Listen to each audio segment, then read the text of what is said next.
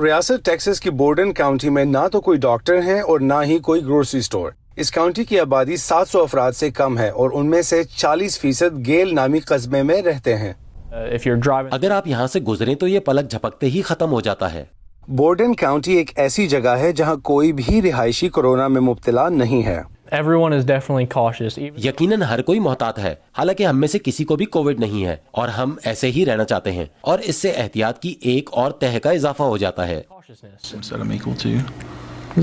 High school student Austin Buchanan کے ریاضی کے استاد، ان کے والد کا کہنا ہے کہ یہاں کووڈ نہ ہونے کی ایک وجہ یہ ہے کہ اس دیہی کمیونٹی میں لوگ روزمرہ کی زندگی میں بھی معاشرتی طور پر ایک دوسرے سے دور رہتے ہیں۔ It's kind of our norm here.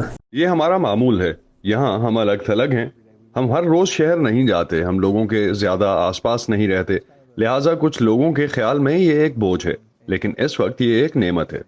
لیکن آسٹن اس بارے میں بے چین ہے کہ نیا تعلیمی سال کیسا ہوگا، کیونکہ اسکول کے عہدیدار بدلتی ہوئی صورتحال کے ساتھ ساتھ منصوبے تیار کرتے رہتے ہیں۔ ایک سینئر ہونے کے ناطے اور ہائی اسکول میں آخری سال ہونے کی وجہ سے میں چاہتا ہوں کہ ہر چیز ویسے ہو جیسی ہونی چاہیے، لیکن کووڈ نے یقینی طور پر اس کو متاثر کیا ہے۔ اس کی وجہ یہ ہے کہ بورڈن کاؤنٹی کے آس پاس دوسری کاؤنٹیوں میں کووڈ-19 کے کیسز کی تصدیق ہوئی ہے۔